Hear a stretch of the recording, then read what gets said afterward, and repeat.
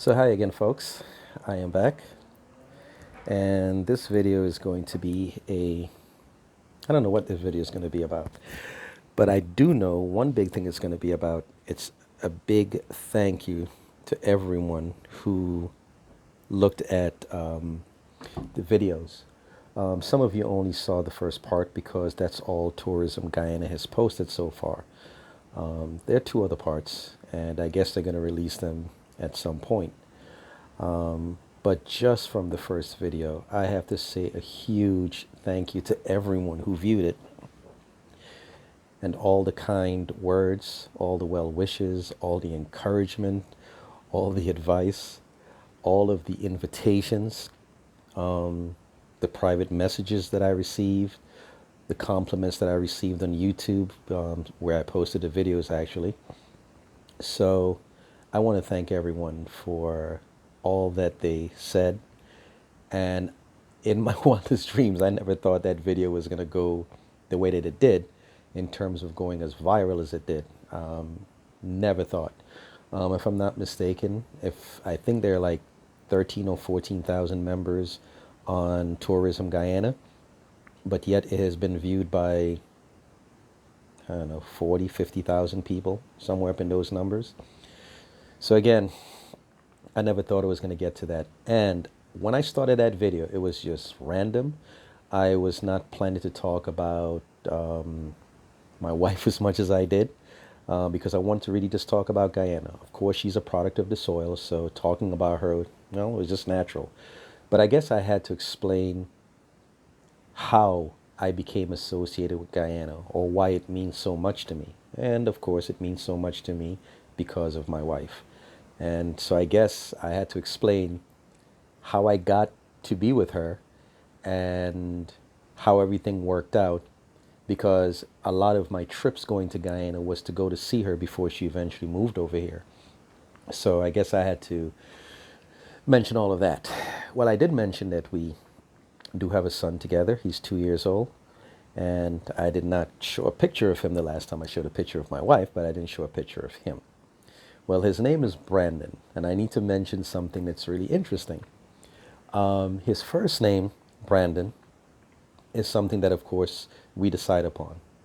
But it was his middle name that was the interesting thing. Now, I did tell my wife that if we did have a girl, I was going to name her Amelie, because I was born in the city of Charlotte, Amelie, in the U.S. Virgin Islands on St. Thomas. That's where I was born, so it's just me. I just wanted to just probably name my child after the place of my birth. But I said if it was a boy, I was going to name him after a place in Guyana. So I went looking through a map and just looking all over the place, trying to find a name. And then my eyes led down the Essequibo River, the upper Essequibo River. And I saw the name Makari, Makari. Apparently it's Amerindian village on the upper Essequibo River. And I said, I like that name, Makari. So I gave him the middle name of Makari. His first name is Brandon. And this is he. That little boy right there. Don't know if you can make him out. That's our little boy right there. Okay?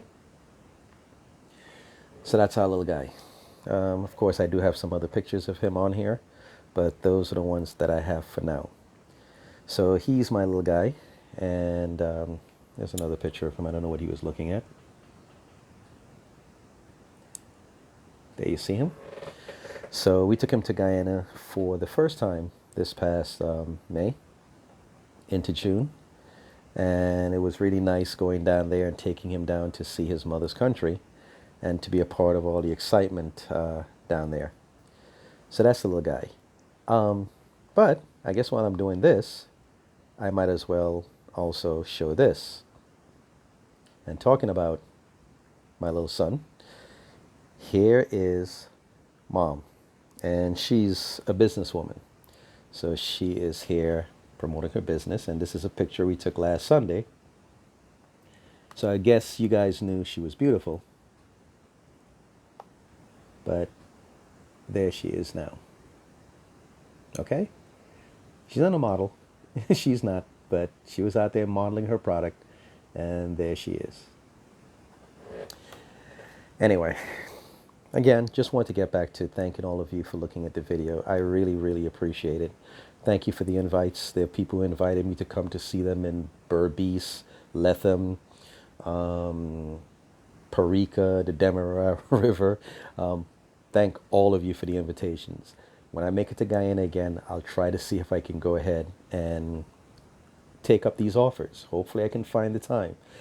And hopefully I'm back in Guyana real soon. It's a place I'm always thinking about. It's a place that if somebody gave me a ticket right now, I'm gone, you know? But of course I have to work with my vacation and all that stuff. And I do have a job, and I do have to remember that I have one that I have to go to. So thank you guys for all of the well wishes. Of course, I'm here wearing my little Virgin Islands emblem of the Virgin Islands flag, where I'm from. Anyway, one of the things I will say about that video, oh, I forgot to mention one other thing. In the story that I had, and I was talking about my wife, some of you may have seen me mention in the comments, and some of you may not have. But a part of the story that I overlooked and I failed to mention, and I think it was really interesting to me, sentimental to me. You might just think like, what's the big deal? But when I first went to Guyana, my wife, one of the first things we did, I talked about the Harbor Bridge. But after we came back from the Harbor Bridge, we decided to do a little tour throughout Georgetown. And we ended up at the Promenade Gardens. And we went in, and she decides she wants to do a cartwheel for some reason. And I said, babe, don't try that. So now remember, I'm just meeting her for the first time. This is more or less our first date out, our first day out together, just walking about, touring the city. And she wanted to do a cartwheel, and I said, babe, don't do it. So we were just walking through Promenade Gardens. And for those of you who are familiar with the setup, there's the side where Republic Bank is. And I think that road is Vincentian Road. And we happened to be walking on that side. That's the first place we walked into. Walked in on that side, and we're walking around this big open grass area with a shed. There's a shed there. What if I told you that at the time we're just getting to know one another, well, knowing one another physically, seeing one another, being around each other. We had been talking for almost a year before that, and this is the first time I'm meeting her. So we're going in there and we're walking about. What if I told you that I did not know that 11 months later, we would get married in that very same spot? We didn't plan it that way. We weren't thinking about marriage at that time. I had not even proposed to her at the time. And that's where we ended up getting married. I guess that should tell you that I guess she was the right one, right? Anyway, what I wanted to point out, and this thing about Guyana, is the fact that doing this video and all the feedback and all the positive feedbacks that I received, it told me something. It revealed something to me. And that tells me that it looks like, and remember, I am not a celebrity. I'm just some dude on the internet. I'm just some random dude. I don't have anything important to my life per se, where I have some kind of celebrity clout or whatever. But the fact that I said, because I know Babsy at Large, she did a video about Guyana a few years ago, and I guess it was very, very well supported. Well, now I came in, I don't have her clout, and I did a video, but yet it was so well received. And it tells me, or it implies to me, that it looks like Guyanese people want positive things to be said about their country, for it to be noticed, for it to be recognized, for it to have a place at the table. Because, like I said it in one of the previous videos, it's almost like Guyana is treated like a red-headed stepchild. Okay, they're in South America. They say they're part of the Caribbean, but they're really in South America. And even though, yes, they come out and they support different Caribbean events, you see them at Carnival, you see them here in New York City on the Parkway, you see their flags and everything. It's like, all right, yeah, they're Caribbean, but they're not really Caribbean like the rest of us, you know? And it seems as though me coming in as a person from another Caribbean island and basically saying Guyana is a bona fide place, a place that should be taken serious, a place that is beautiful, a place that has its own good things to offer, and that it also has wonderful people. it seems to me like that's something that Guyanese people have been clamoring for. I am not a Guyanese talking about Guyana where it's like, okay, well, you're a Guyanese, so you're talking about it positively. I come from somewhere else, and I came to the country, and I was smitten by what I saw. And I appreciate it, and I love the country because of that very reason. I went down there, and right off the bat, there wasn't a place that had to grow on me once I got there, once I landed. Even flying over the country, looking down at just this vast carpet of green, I was like, wow, this is an amazing place. This is amazing to me. Look at this. I mean, I flew over, I guess you can say northwestern Guyana coming in. I guess over Venezuela and then into northwestern Guyana. I don't know what you call that region, but I guess it's up there by Anna Regina, if that's what it's called, coming in. And I'm just looking down and there's nothing but green. I mean, there wasn't any space.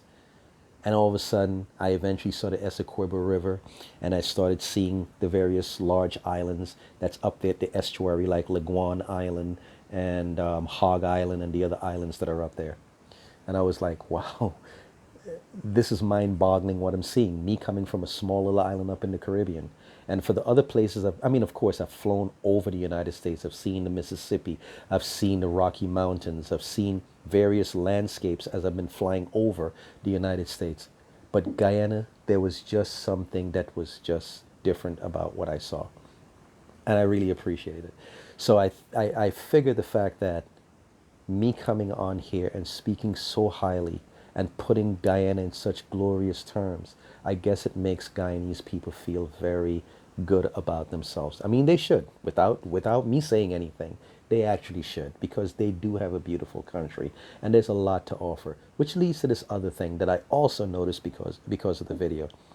The other interesting thing is I looked at the various people going up and down, and I'm looking, and the one thing that I saw, despite the fact, something I'm going to talk about soon, despite the racial division, the racial tension that you may have there in Guyana, especially around the political season, the one thing I noticed is that everyone loved their country. Everyone, whether they're of East Indian heritage, whether they're of African heritage, whether they're Amerindian, whether they're of Portuguese descent or whatever. One thing that that video proved is that everyone loved their country and loved to hear about Guyana being spoken in positive terms. Because there's negatives you can find, yes. I wasn't there to go ahead and dig up any of these negatives. Of course, I know they're there, just like you would have with every other place. But those negatives, unfortunately, as we find in so many places, are magnified to the point where people don't stop 1 minute and say, you know what? I know there's some negatives you can talk about, but this country is beautiful. This country is worth fighting for. This country is worth investing in. I think a lot of people somewhat overlook those type of things because, yes, there are negative things, but they should not overshadow the beauty and the fortitude and the greatness, at least I can say, of what I've seen in such a beautiful country. Which leads to this. Some people said to me I didn't touch on the political side and so forth. Now, of course, this is a tourism Facebook page, so I don't want to go ahead and delve all the way down into politics and so forth. And then again, who am I to be talking about Guyanese politics, right? Who am I? I'm not an authority by any chance. And of course, there are people out there who will be looking at me like, boy, you don't know anything about Guyanese politics. Just shut up and just move on and talk about Guyana and stop getting into politics and so forth.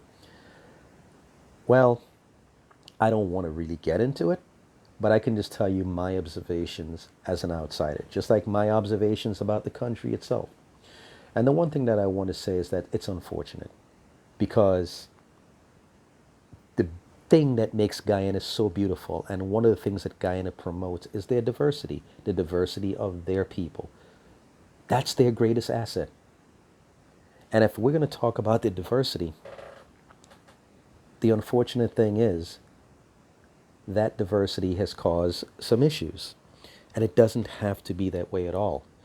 And sometimes I just wonder if perhaps each side, the two major groups, if they really looked at each other's history to see what was going on, and that there could be some empathy and some understanding, the first thing that I'm going to say is this. You have the people of East Indian heritage and you have the people of African heritage. Both came to the country of Guyana, or British Guyana as it was back then. One group came in chains, and the other group, while it did not come in chains, more or less still experienced the same exploitation. They did not go through what the people of African descent went through, or the people who came from Africa went through. They weren't brought over here in chains. Of course, they were sold a bag of goods and whatever the case might be to lead them and entice them to come to a far-flung place 9,000 miles away from where they're from, India, to come all the way to a foreign land that they've never been to and maybe most of them have never heard about. And when they came there, they were exploited, they were abused to the point where England had to bring the indentured servant project to a halt to investigate some of these things that were going on against these people of East Indian heritage. But the unfortunate thing is, and this is something, again, I may be preaching to the choir. I'm sure there's a lot of people that may know this, but I'm just going to mention it here. You have a man like, well, put it this way. This man was a slave owner in Guyana, in British Guyana, made his fortune through slavery. And when it came to an end, slavery came to an end in 1834 in the British Empire, which also included Guyana, or British Guyana. When it came to an end, when somebody just sent me a message. When it came to an end, of course, these British planters, these slave owners were able to go to the British government and say, hey, listen, you guys decided to end slavery and you affected us. You affected our product.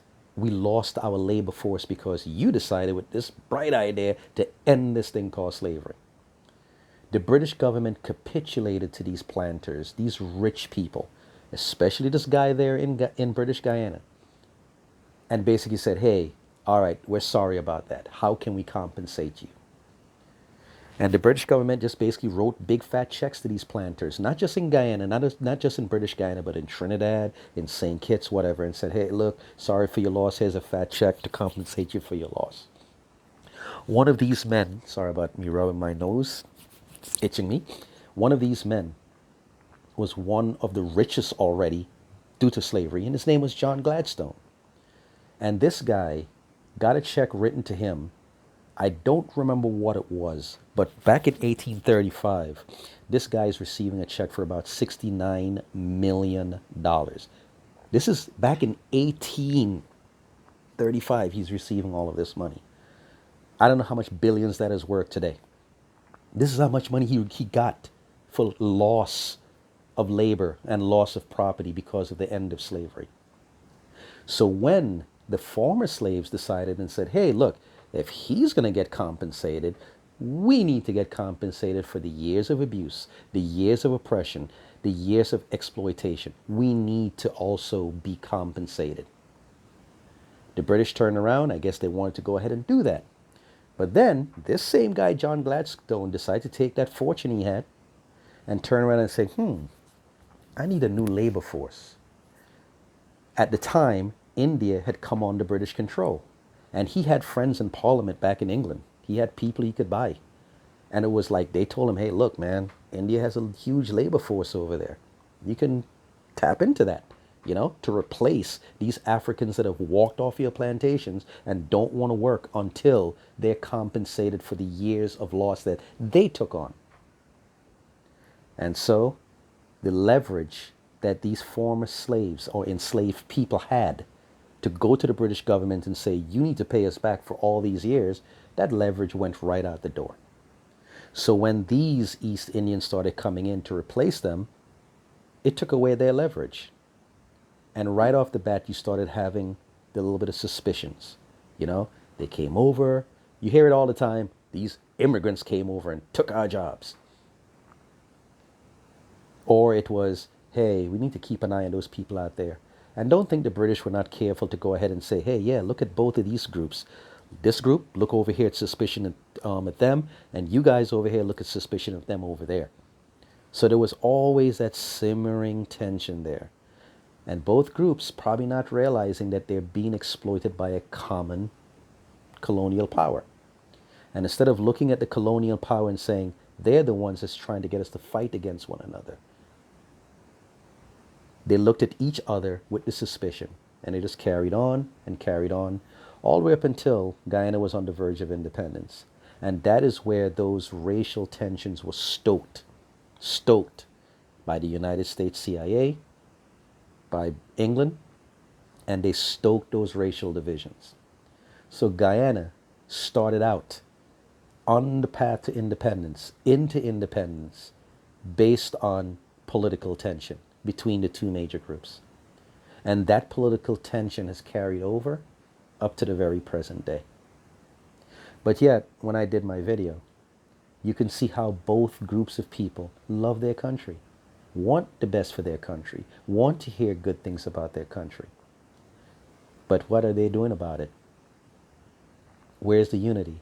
And I think that's one of the things that you see right there. You have other countries like Denmark, other countries the size of Guyana or with a population similar. You know, you have Denmark, you have Iceland and so forth. Those are homogeneous societies. Yes, everyone looks alike and whatever. But if you look at what they do, they put a common purpose and a common goal ahead of their politics. How can we make our country better? How can we take care of our people? Not just one group of people. But that does not necessarily go on in Guyana. And what that does, in my estimation, is hamstrung where that country could really be. With the mineral resources Guyana has, even more so now with the discovery of oil. And one thing that I do know is that Guyanese people take a deep pride in education. I'm not saying everybody has gotten it and everybody has gotten the best, but they take a deep thing in education, which means that they have an educated populace. And because their teachers were valued, their doctors were valued, you can find them all up and down the Caribbean. Because there was a point in time, and I guess maybe it's still the same way, that you know if you were getting a Guyanese teacher or a Guyanese doctor, you were getting someone of quality. This is why I said the people are their greatest asset. So I shouldn't say we, but Guyana doesn't need to be in a position where it is right now. It's on the verge of either becoming worse because of the old-fashioned oil curse, or it could rise its stock. But it needs to take leaders that have vision. It needs to take people to come together. It needs to be, hey, not one group saying, I'm going to hoard all this wealth and we're just going to keep everything over here. Now, we always know there's going to be corruption in every country. But geez, you don't have to take everything. It would be nice. Okay, we know you're going to have your corruption. So if you get kicked back from oil revenue and it comes out to $1 billion, you don't need to run off with the whole billion.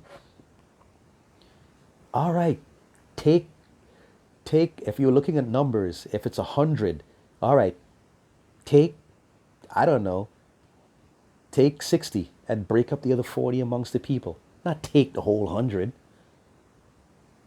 And that corruption needs to stop and just go elsewhere. But anyway, not to get too deep into politics, just want you to mention, again, Guyana is a place that I love. It is a beautiful country. I mean, my eyes beheld things there in Guyana that just leaves me in awe. You know, it's just the right feel.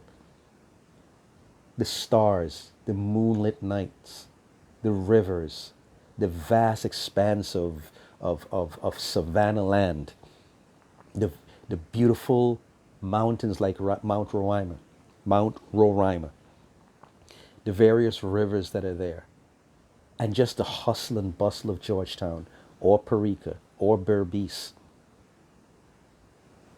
the vast expanse of, well, cane fields back in the day, rice fields and so forth. The land is abundant in resources. It can feed itself 1,000,000 times over and the rest of the Caribbean. But cards must be played right. So again, I want to thank all of you for coming in here and for appreciating the video that I did. I am thankful, and I cannot tell you I'm humbled by the response that it got, to be perfectly honest with you. I want to continue traveling to Guyana, and I hope that I can do much better videos, and I hope that I can always report back to you guys what I've experienced. Just that, those comments alone, the hospitality that have been offered to me, who I'm just a stranger, I'm just a dude on the internet. But people have basically offered to open their doors and say, next time you're in Guyana, come on by, come visit this place, visit that place. That is what I mean.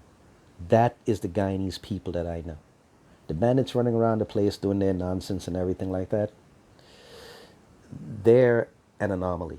The majority of Guyanese people that I've met have been courteous, have been nice. I'm not saying everybody doesn't have a bad day here and there, but for the most part, they've been good to me.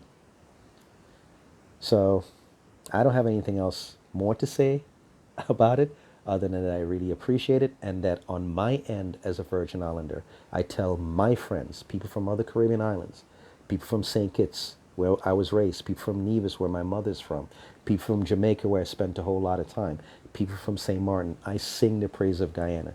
And I've gotten some people to say, hey, Dexter, after you've mentioned Guyana so much to me and told me so much about it, I'd like to visit that place.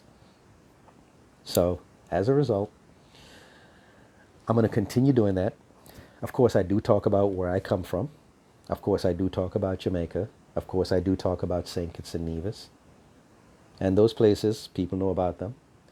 But Guyana, it's a whole different experience, and one that I'm glad that I've enjoyed 7 times so far.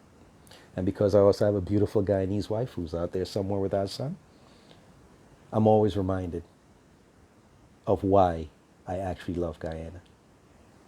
Anyway, thank you so much. Sorry for all the rambling. I wasn't expecting this to be so long. And I hope you guys can take this. You can comment if you want to. And I hope Tourism Guyana puts it up on their page also. And I want to give a big shout out to them for putting that video up. They didn't have to. They didn't have to accept it. They could have just left it alone. Me, I'm just a virgin. I'm just running my mouth about Guyana. What do I know? But they put it up, and I'm thankful to them. They've communicated with me behind the scenes, and I really appreciate it from them. So, and they do a very good job promoting Guyana on their own also. So I'm a member of the page, and I guess I'll be sticking around. Anyway, you guys take care. Thank you for looking at this video, okay? Until next time.